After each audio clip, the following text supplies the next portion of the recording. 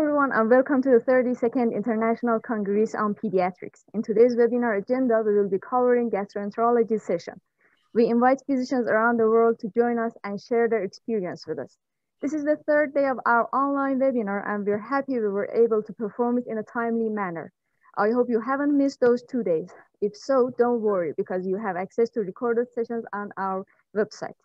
Thank you for joining us today. We are going to give folks a few more minutes to come into the webinar, so please continue to hold. We will start in about 2 or 3 minutes. Thank you, everyone. Seville, can I ask you a question? Yes, of course. Hello. I appear to be in the wrong session. The link that I was given. Let me send you the link of the other room, please. Certainly. Just wait there. I'm so happy to, visit you here. I wish I didn't have the link and I could keep you here, actually. Oh, come on. I will send it right now. Please let me. Okay. And did you see the link? Sent from the Salar Abdul Mohammadian's phone? It hasn't come yet. I'm looking at my email. No, in the chat section, in the Zoom, in the chat section, I sent you a link. Oh, okay. From Salah's phone? Exactly. Okay, I will say goodbye to all of you. Thank you. Thank you. Thank you. Goodbye. Nice seeing you. Okay.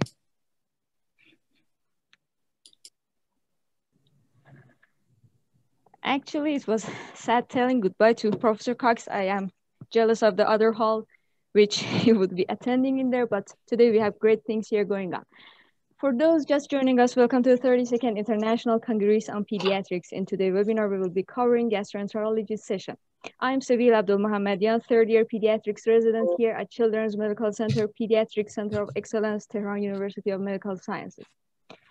We are so happy to have Professor Vassilios Fanos with us, Professor of Pediatrics at the University of Cagliari, Italy, and the Director of Intensive Care Unit for Neonates at the University of Hospital of the same city.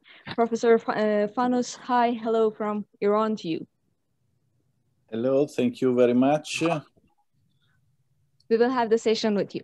Then we have Professor Khalaf Gargari from University of Duhok, Iraq. Hello, Professor Gargari, we are all with you.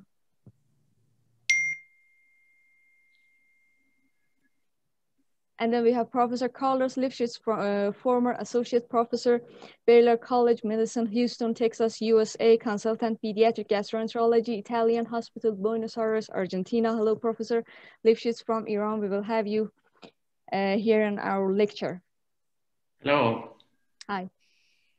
So happy to have you here. And last but not least, we have Professor Misak from Zagreb, Croatia, with the lecture of functional gastrointestinal disorders.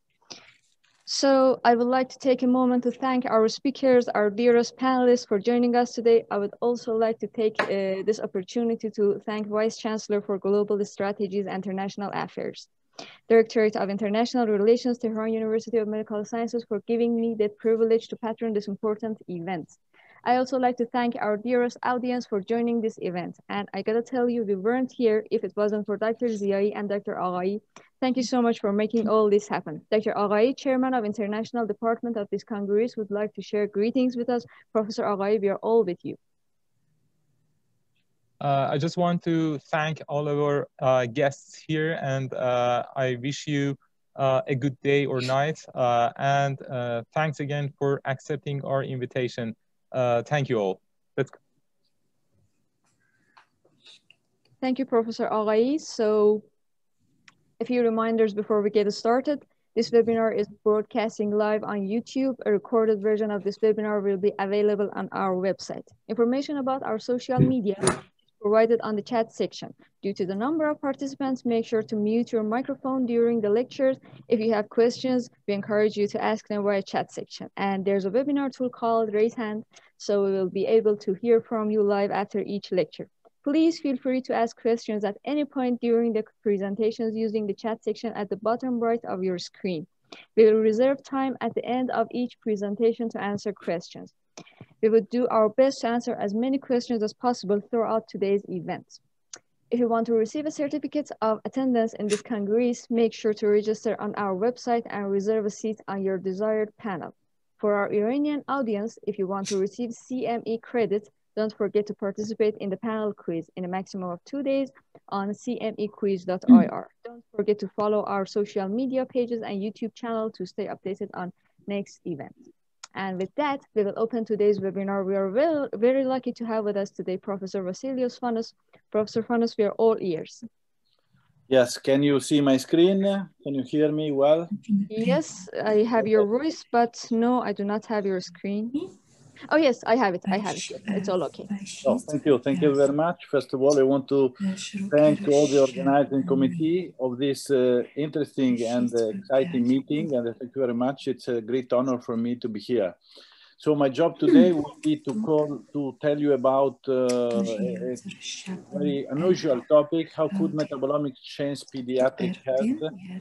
And this is the agenda of my presentation. As subtitle, I put brief history of the future, and I will talk about what is metabolomic, and then some examples, especially on our experience on maternal milk and also in the newborn.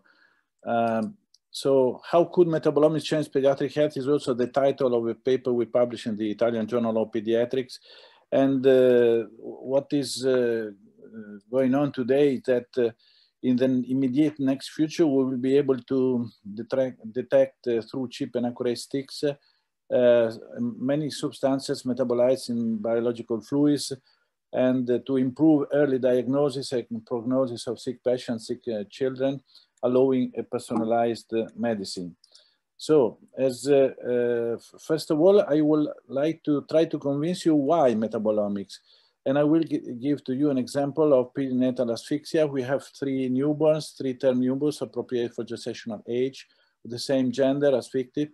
They have the same pH, the same basic size, and they present seizures at birth. So we treat them with hypothermia according to the international and national protocols. But what happens is the first child dies after 48 hours before completing hypothermia. Mario has an acute renal failure and an acute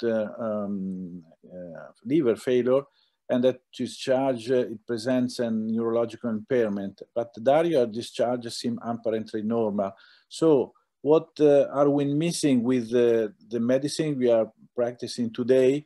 We are missing the extraordinary inter-individual variability.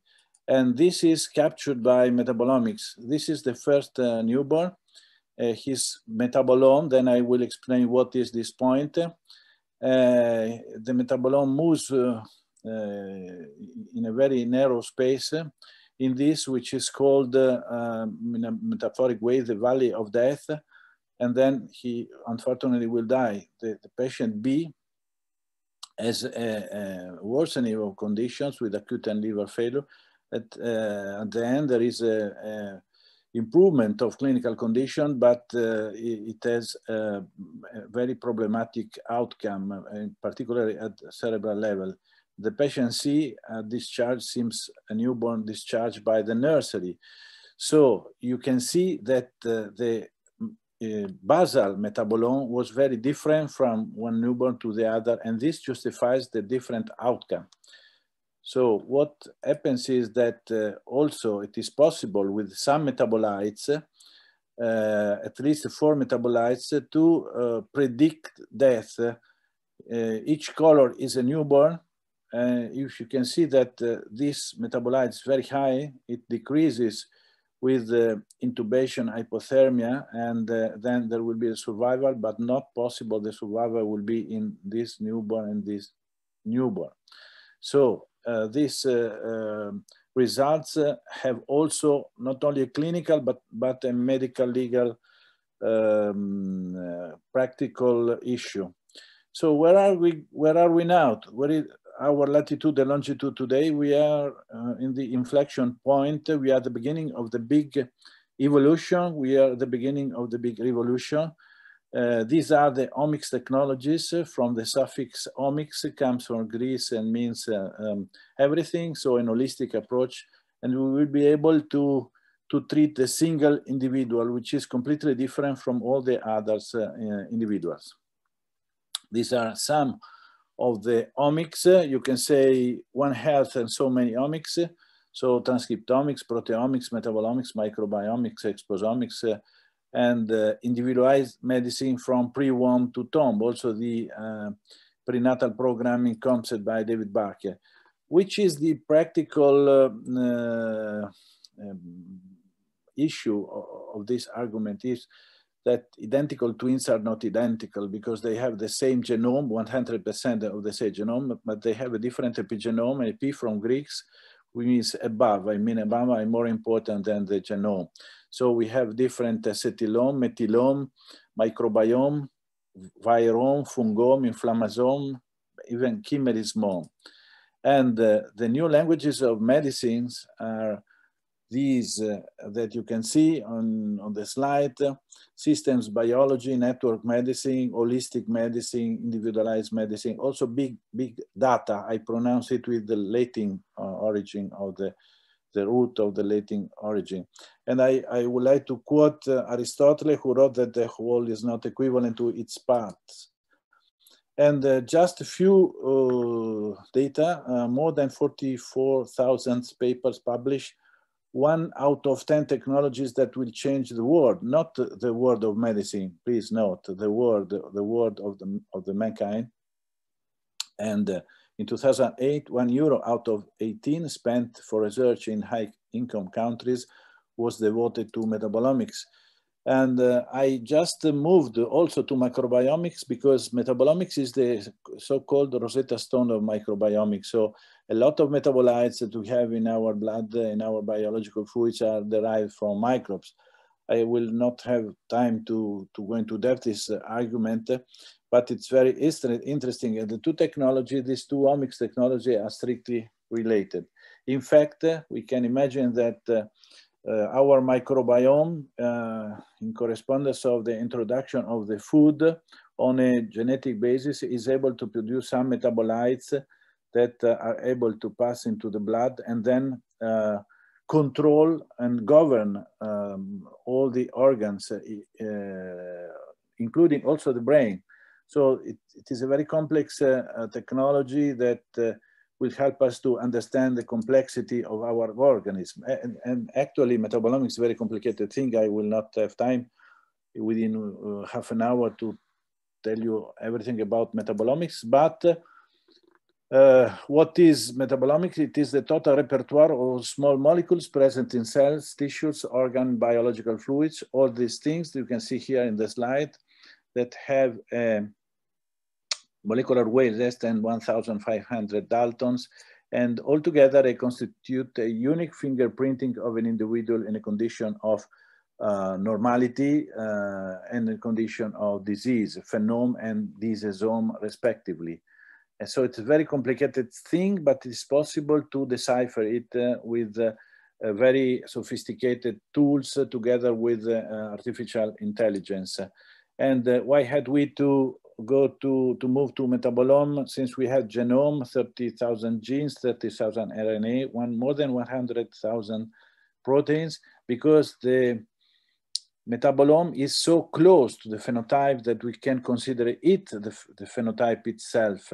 And the genome tells us only what it could happen, but the metabolome is what actually happens in front of our eyes in the combination of the genome and the epigenome. As you can see, the dyes is the most important epigenetic factor. It's like searching into the rubbish. We can understand everything about any individual, looking at what he or she has in the rubbish. So the revolutionary approach of metabolomics is that you don't need to have an initial hypothesis when you perform a study. If you have it, it's better, but it is not required necessarily, and it is hypothesis generating. So we have each biofluid of the organism and very high technologies like NMR spectroscopy or gas mass spectroscopy or liquid chromatography. And we are searching for the so-called discriminant metabolites. You can see a cotton ball because we collect mainly urine in our small and teeny patients of the neonatal intensive care unit. And in the 14 years that we are studying metabolomics in Cagliari, we have performed a lot of studies with a lot of biofluids. And I will give you now a representation of how metabolomics can be understand. Each point is a patient. This is a healthy newborn. These are newborns with a renal disease.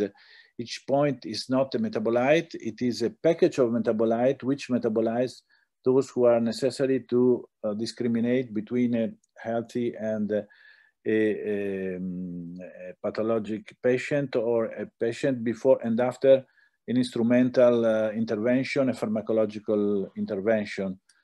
And what is behind metabolomics? Here on the top, we have the so-called Gaussian word. Each node is identical to the other, very few connection. This is the scale-free network, also called hub and spoke. Each node is different from the other. In particular, the green nodes are more important than the others because they have a lot of connection, which they are more important.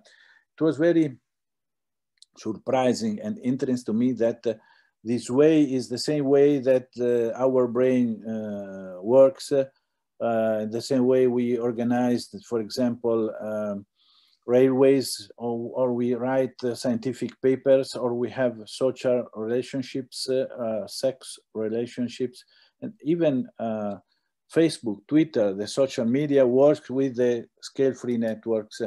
And here is an example in a clinical setting, children with autism compared with their siblings unaffected by the pathology. They have a medium of 10 years. And among 3,000 metaboli we can detect qualitatively and quantitatively. This 60 represent the core of the autism. The higher is the diameter, the more important the metabolite. Green increased compared to controls. Red decreased compared to controls. And the other important thing is the number of connections, the so-called connectomics, another of the omics. And each of these metabolites tells us a story. For example, these 3 metabolites are pathognomonic of the Clostridia colonization. We know that children with autism have an abnormal colonization, and also 10-fold the colonization by Clostridia. And this is partly can explain the symptomatology of these children. We don't need to cultivate the bags because these metabolites are pathognomonic. So this is the traditional biochemistry, pathways 1, pathways 2, pathways 3, and 4, and so on. But what is metabolomics? An expected, unweighted pathway, which is more and more important than the other, and can be detected all with very high level technologies. But please forget everything about what I told to you and remember all this. What is metabolomic? It is a barcode. A barcode contains more information than a single number. And this is another way of representation of metabolomics. It is so complicated that it's not only impossible to decipher it with our mind, but also to remember it. And it's like for a dog to perform mathematics. And I think that in the immediate future, there will be the connection between the 3M, metabolomics, microbiomics, and machine learning. This will be the future of medicine to me. Let's move to some examples. We publish a lot of papers in obstetrics. Of course, I have no time to discuss all of them. On amniotic fluid, each biofluid is important. The diagnosis of labor or not labor, the metabolites detected with different technologies, NMR and gas mass spectrometry, all the most important metabolites. The possibility to detect in amniotic fluid mother who have documented CMV infection, and with a high sensitivity and specificity, which is not possible today in clinical practice. And these are the networks, the scale-free networks of a transmitter mother and non-transmitter mother. So it's very complicated issue. As you can see, the area under the cool is very, very high and higher than today. And the same metabolites can be detected in the urine of the newborns with a certain infection by CMV. And it's possible also without visiting the woman to say without no mistakes the precise health status of the woman herself. It's possible to perform metabolomics on placenta, and without any information you can say this is a healthy woman, this is a woman with obesity, with or without diabetes, without any possibility of mistakes. Let's move to human milk. It's the magic fluid that we know from ancient times. All of these papers can be downloaded free of charge by the web. It is possible to understand how cigarettes the mothers smoked in the last days, or how many drugs and the quantity of the drugs she assumed or not. And it is possible to compare the formula with the Afghan rules with the breast milk of mothers who delivered a preterm infant. You can see this mylan dome is higher than this one, than the normal one, because in the formula you have 5 metabolites that we called aliens. And it's possible to say that the formula A, for example, is better for the newborns delivered by a mother who had a late preterm infant, and the formula B is better for children, newborns, very low birth weight or extremely low birth weight. And the other formula must be cancelled because they are very far from, very different from human milk. And it is possible also to detect the fucosylated polysaccharides that are responsible for the phenotype, secretory phenotype. And it is important because, for example, in Europe, 2 out of 3 of the mothers have a secretory phenotype. This means that their milk is more protective against infections, and particularly that related to Clostridia, and also are more protected against necrotizing enterocolitis. We find this result with different population study from Athens, from Rome.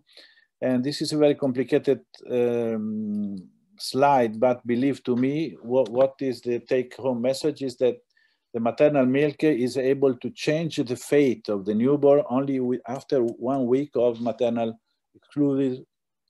exclusive maternal milk. We are studying metabolomics of the milk of obese mother, and this is a recent paper published in Frontiers in Immunology. In the paper you can find the dozens of tables like this, and also metabolomics of the milk of mother who had great obstetrical syndromes like preeclampsia, gestational diabetes, and intrauterine growth restrictions. Our goal is, if some substances are deficiency, we can add to improve the value of maternal milk, like are we doing with the fortification, for example, of the maternal milk of mother who delivered the preterm infant. If you want a comprehensive review on this is the last we published about this argument. It is possible also to compare human milk with the formula and enrich the formula and to calculate a concentration of hundreds of metabolites. So the quality and the quantity of information is extremely hard, is extremely in depth. And we were able to study also organic formula milk, and we found that in this case there is an increase of methionine compared to controls. This could be very important because, you know, it is a methyl donor and can have epigenetic effects. And finally, we are able to understand what's happening in the organism when we use a different milk rather than that of cows. We use the donkey milk, which is the most similar to human milk, at least in Europe. I made a a talk with Iraqi. Here is Professor Khalaf Gargari, and some people ask me about the camel milk, but we don't have camels in Italy. And it's possible to compare what happens in the organism if a newborn has received the supplement with donkey milk or cow milk. Moving to the newborns, we published the first paper in 2009, and we studied experimental animals but many newborns, and it is possible to calculate the gestational age of the newborn to affirm without no mistakes if a newborn with the urine, blinded urine, was delivered by cesarean section or spontaneously, and the metabolites are completely different. 1 out of 3 of them are related to the microbiome, and to predict what happens in a lot of metabolic disease, to understand what will happen with persistency of ductus arteriosus. This is an old paper by ours, and these are unpublished data from a recent thesis we performed. The same results with urine at birth. You can calculate what will happen at day 4 or day 7. And with the detection of hundreds of metabolites, and again, without no possibility of mistakes, without no possibility of overlapping of the two clouds. So we studied many years ago intrauterine growth restriction. As you can see, again, the two clouds are completely separated. And there is an increase of myoinositol, very high concentration of myoinositol in urine of restricted newborns. But the same we found in the newborns, infant of diabetic mother or large for gestational age. And it was not a surprise for us because the neonatologists know that they introduce themselves to the physicians with a clinical sign, which is hypoglycemia. And this is the reason because these two apparently very different groups, not enough birth weight, too much birth weight, are related later in life with metabolic syndrome. Infections. This is the first paper published in the literature. Newborns of control, early onset sepsis, late onset sepsis, and it is possible to follow what happens in for example, in this case, a fungal infection in a very low birth weight infant. And the beginning, there is a worsening of the condition. After 21 days, we stop the antifungal, but the metabolic status, the metabolome is far from the situation of control. This is personalized medicine. What about necrotizing enterocolitis? This is the maturation of the metabolome in this V-shaped curve, but at 40 days something happened. The metabolomes became identical to that of the first week of life, and this is not a good thing because at birth there is a leaky gut that you know very well. It is a gastroenterologic session. And what we found is that among 3 metabolites, one is very important, gluconic acid, because if a newborn is not receiving calcium gluconate, it is pathognomonic of 3 bacteria. And imagine a dipsticks bedside for the neonatologist and the pediatrician. And this gluconic acid was also the only metabolite elevated in the urine of infants of mother who had the chorioamnionitis. All the other metabolites were down, or gluconic acid was the only elevated. And we are comparing this data with the data of microbiomics. I have no time to discuss with you today, but just to give you an example.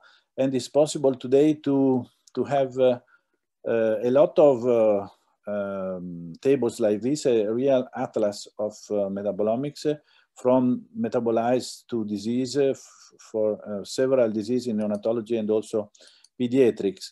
This is the most surprising paper we published. Young adults, 24 years, apparently normal. These were born extremely low birth weight. These were born at 10. After 24 years, with a urine sample, blinded, without no mistakes, it's possible to tell you were born at 1 kilogram and you were born at 3 kilograms. Why? That's perinatal programming, that's epigenetics, because being born less than 1 kilogram has changed the whole life, the trajectory of life with quantitative and qualitative modification forever. And also it is possible to rethink to some disease like bronchopulmonary dysplasia with urinous birth. It is possible to predict what happens after 4 weeks or 6 weeks of life. And this was also demonstrated by other groups in amniotic fluid. So we must rethink to some diseases. Just one slides on autism and the possibility with of combination of some bacteria of our gut with some drugs like acetaminophen, and the possibility to block some processes of detoxification, glucuronation, and sulfonation. And there is a connection with autism spectrum disorders. It is possible to follow, these are examples of neurology. We published this paper in the literature with excellent results and the personalized treatment, modification of the diet, of the drugs. And also from the metabolites, it's possible to correlate what happens in the organism with the microbiome. For example, these two metabolites are related to severe dysbiosis. As you can see, we have very low concentration, 0 concentration of Faecalibacterium prausnitii, and all our good friends of the organism, lactobacilli, bacilli, and bifidobacteria, and the increase of bad boys like Clostridium difficile. Sorry? It's possible, and I'm trying to go to my final part, to understand what's happened in aggression and violence, to use metabolomics for pharma metabolomics. Who is interested, he or she can find this paper we published with more than 20 pages about this argument. It is possible to apply metabolomics to sports, sportomics. This is soccer players, first division, Italian division. And it is possible to understand what's happened in cancer, adult cancer. These are, for example, is colon cancer. And finally, I invite you to listen my next presentation tomorrow on the relationship between metabolomics, microbiota, lung microbiota, and coronavirus. And at the end of the day, we are studying to build some very practical and ergonomic tools like sticks per urine. And the physician of Great Hospital in the next 5 years will have the possibility to have a lot of metabolites, hundreds, thousands of metabolites, and to perform an early diagnosis. So I have a dream, the medicine of 10P, personalized, prospective, predictive, preventive, precise, participated, patient-centered, psychocognitive, post-genomic, and to me, public. Just one thank to my fantastic group of metabolomics. It's only part of the 30 people we are working. These are some of our data that we were able to win 3 European projects with metabolomics. And so metabolomics in neonatology and pediatrics, is it a step towards the future? This is my last slide, my answer. I do not predict the future, but I observe it because the future is here. And I thank you very much for your attention. Thank you, Professor. It was awesome. You know, I was taking notes and I was just, wow, it was awesome. Thank you very much. And we have a lot of questions here. If you have time, I would ask them from you. Yes, one of our questions is, dear Professor, do you think milk banks can change the genome? Oh, the milk cannot change the genome. The milk can surely change the expression of the genome with acetylation, ascension of some genes, or methylation, switching of some genes, and the modulation of the genome. That's possible, that's true. We published a paper on this argument on taking the DNA from buccal specimens of newborns And it is completely different in newborns who receive the breast milk compared to those who receive the formula. So surely, yes. Thank you.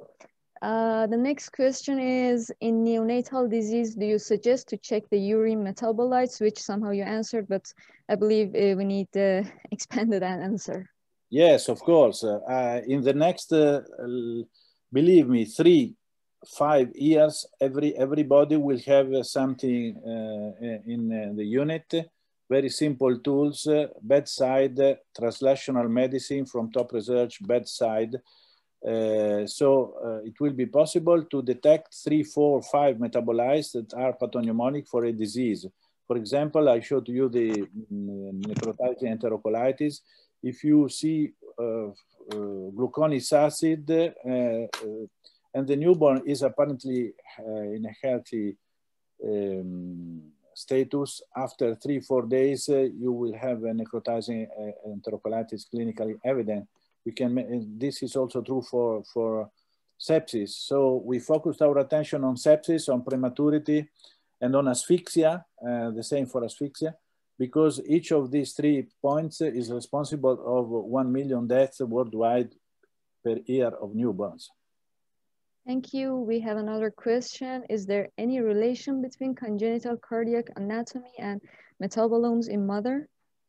Yes, it's incredible that was published a paper by Bagado Singh and of the group of Kypros Nicolaides from London, and they were able to demonstrate that with the early blood sample in the mother in the first trimester, it was possible to perform metabolomics of the blood of the mothers to anticipate the presence of congenital cardiac disease in the newborn.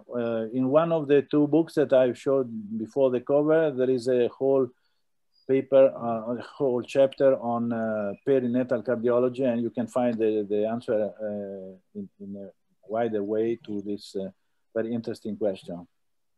Thank you so much. And I believe it's the last question. What is the role of metabolomes in prediction of critically ill child? I think that this could be the most important issue, because it is possible to anticipate what's happened in sepsis, what happens in meningitis, and to me, what will happen for coronavirus in a very sensitive way, with 100% sensitivity, 100% specificity. Wow. If you don't believe me, go to the literature. There are about 20 papers on the adult, on children, and also our papers on newborns. So I think this could be a very critical, let's say so, role for the management of critical ill children. Mm-hmm. Thank you so much. But the last question is my own question. You told me that you will have a presentation tomorrow. I won't miss it, but could you please tell me where is it being held? Sorry, I didn't understand well. Where is it? Okay, yes, I get my answer, because here I get the schedule and it would be in the pulmonology. We will catch you there. Professor Agai, here we will have a few words with you. Thank you so much. Okay, sir, I should thank you again. It was a pleasure to listen to your presentation, and I do really enjoy that. It is our honor to have you here, and I'm really fascinated by the work that you have done. I just want to share it with you face to face, and thank you very much for accepting our invitation. Thank you to you. Thank you for your attention. Thank you very much.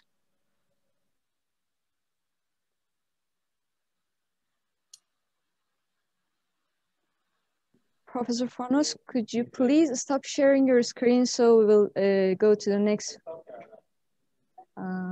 Yes, you're right. You're right. Thank you so much. So after this great and nice presentation, we will go to the next panelist. Here we have Professor Khalaf Gargari to join with us and to speak on gut health in early life. Professor Gargari, we are all with you.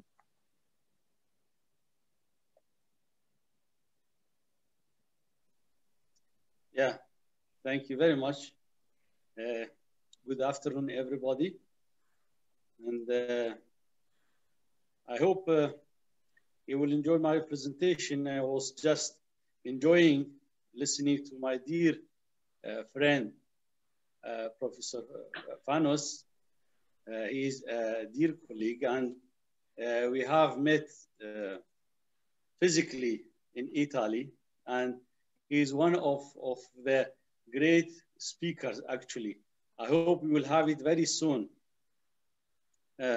physically also, not only online. Anyway, just some clarification for some friends who don't know what is Duhok. I'm coming from Duhok. It is one of the very nice cities in Iraq. It is in the North Iraq, just near the Turkish and Syrian border. It is a small, but it is very nice city. We have our annual conference, but unfortunately, because of COVID-19, we postpone it to next year. It is a neonatology pediatric summit. I hope we can invite all of you and we meet physically here. Well, I'm going to talk today about gut health in early life, the real treasure. So I'm going to cover the definition of gut health in early life, gut functions in early life, how gut health in infancy can affect all over health later on in life, and is it a treasure, gut health? This is really, it is a very hot topic for ongoing researches, and I think Professor Fanos highlighted something about dysbiosis, and we all know that it is really a very interesting subject about gut health and dysbiosis. Well, Hippocrates said that all diseases begin in the gut, and that is a fact. Actually, if you go into details, you will see most of the diseases will start in the gut. What is the definition of gut? By WHO definition, it is a status of physical and mental well-being, which means absence of GI complaints that require any consultations, absence of indication of risk of bowel disease, and absence of confirmed bowel disease. Potential indicators of gut health, first of all, well-being, good quality of life, positive mood. This is very important, and we are going to see how gut health can affect the mood, balanced serotonin production, and normal function of the enteric nervous system, which is very complicated one, and sometimes they call it the second brain, and effective digestion and absorption of food and nutrients with a good nutritional status, with regular bowel movements, absence of constipation or diarrhea, and normal stool consistency.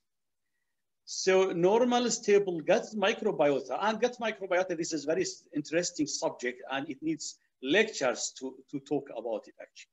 So there will be lack of bacterial, pathogenic bacterial overgrowth, normal gut microbiota in composition and viability, no gut infection or antibiotic associated diarrhea, absence of GI illnesses,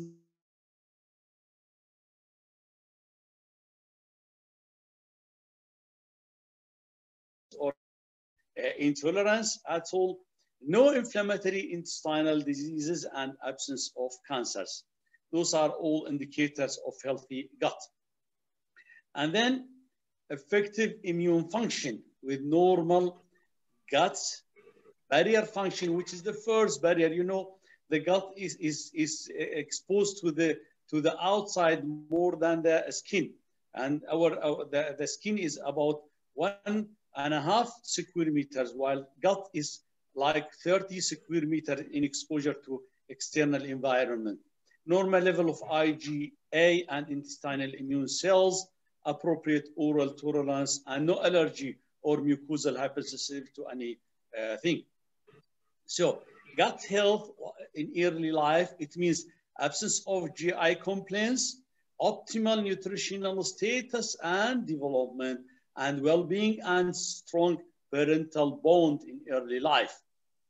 So many will ask, those are just minor symptoms, so why we should bother ourselves?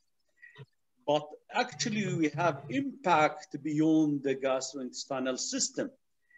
The immature gut and motility is associated with regurgitation, it's associated with reflux disease, associated with constipation, dyschezia, and diarrhea.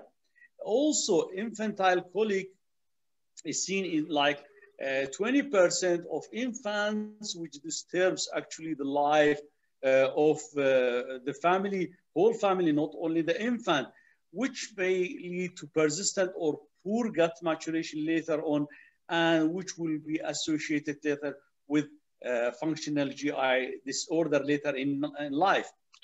Functional GI disorders may be associated with feeding difficulties, early discontinuation of breastfeeding, which we always encourage it, and this may lead to discontinuation of breastfeeding.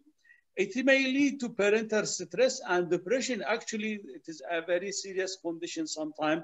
Disturb the bonding, and the parents may feel insecure with those even simple GI symptoms. So in fact, it affects the past, the future, and the present.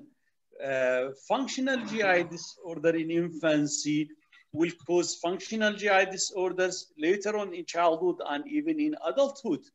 Behavioral and developmental challenges, and there are a lot of talk about autism spectrum disorders and relation to dysbiosis and gut microbiota. It challenged the family quality of life even after the age of 3 years. So if you have early life gut microbiota and development is related directly to the immune function, whether giving a defense or making tolerance instead of making allergy. Digestion and absorption, and it is directly related to metabolism and metabolic disorders and obesity and liver diseases. Gut-brain crosstalk, which is very, very interesting, and there is a direct talk between, it is a bidirectional between gut microbiota and gut maturation and the brain, and it's responsible for satiety, it's responsible for mood and for pain even. If you see someone when he is stressed, he will not have the appetite, or when he don't eat, he will be anxious. Sorry? Good afternoon. So, by the way, the newborn gut is still growing. It's not mature. If you just have a look to this, I really like this slide very much, and I use it frequently. If you look to the size of the stomach at day 1, it is just like 7 milliliters. It is just the size of a cherry. Then by day 3, it will be like 25 milliliters. It is like size of walnut. Then by day 7, it will be like around 50 milliliters, which is the size of apricot, and then size of egg by the age of 30 days, which is between 80 and 150 milliliter. The size of the small intestine also in term babies is like 275 centimeters. Then by the age of 1 year, it will reach 380, and by age of 5 years, it will be adult length like 4.5 meters. So you see, it is still growing, and this maturation, it will has a lot of drawbacks if we don't interfere in the right way. If you look to the enzymatic maturation, you see some of the enzymes, those are the green one, are the adult. Few of them are mature at the time of birth, while many of them, they may need like 1 year to be matured, like pancreatic amylases, salivary amylase. They are not mature. They will have transitional period. And then later on, by the age of 1 year, they will reach maturation, pancreatic lipase, and even biles. They will not be mature by the time of birth, and they need some transitional period, and sometimes even by the age of 1 year, still they are not very mature, those enzymes, and those are very important points to realize. As we all know, the GI starts from the pharynx and end with the rectum. The length is 9 to 10 meters in adults. The surface area is 32 square meters. You know, the skin of an adult is 1.5 meters. So it is 30 times in direct contact to the external environment and to the environment. And this will make it at more risk if we don't take care in the right way.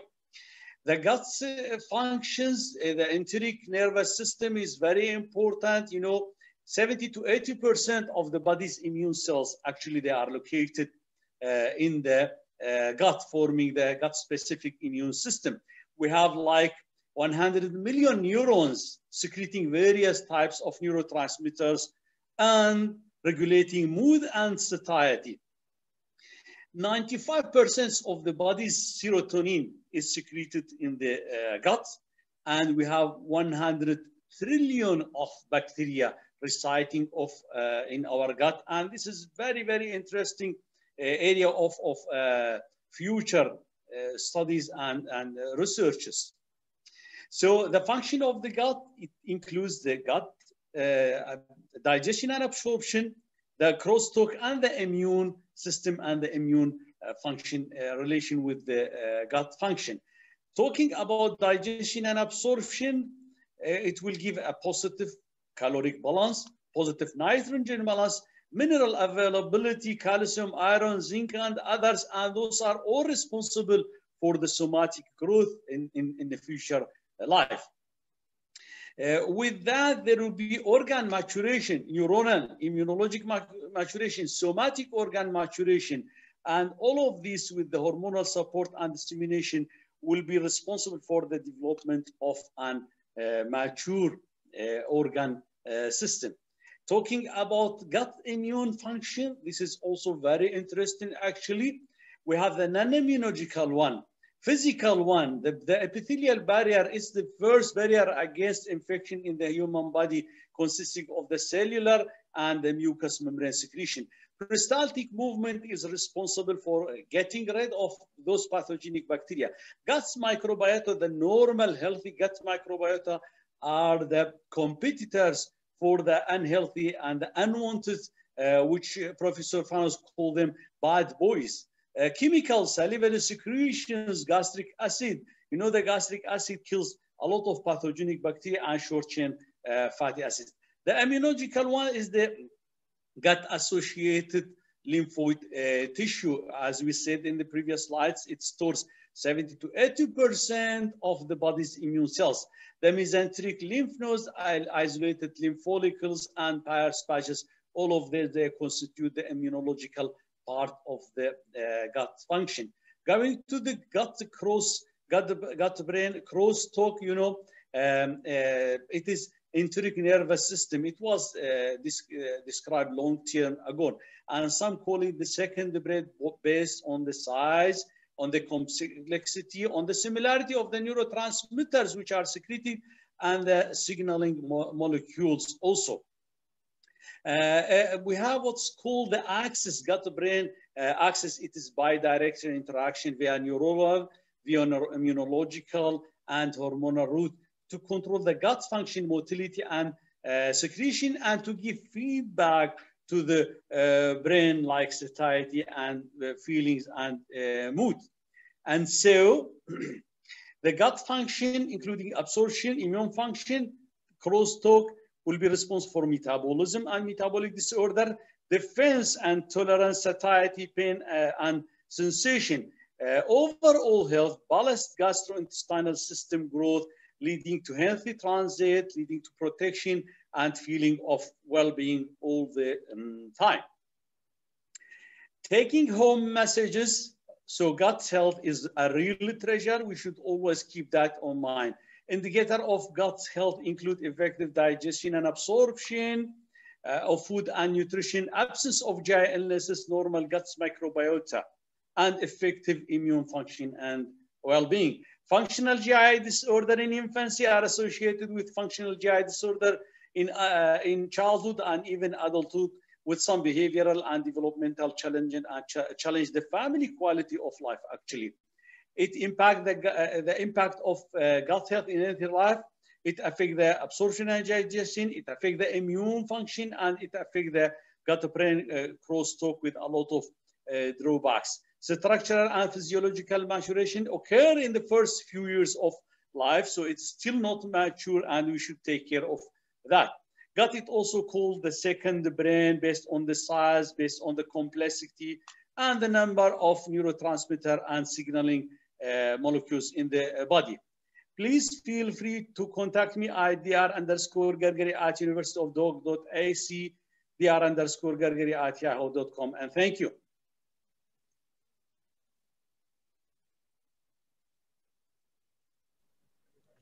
Thank you so much,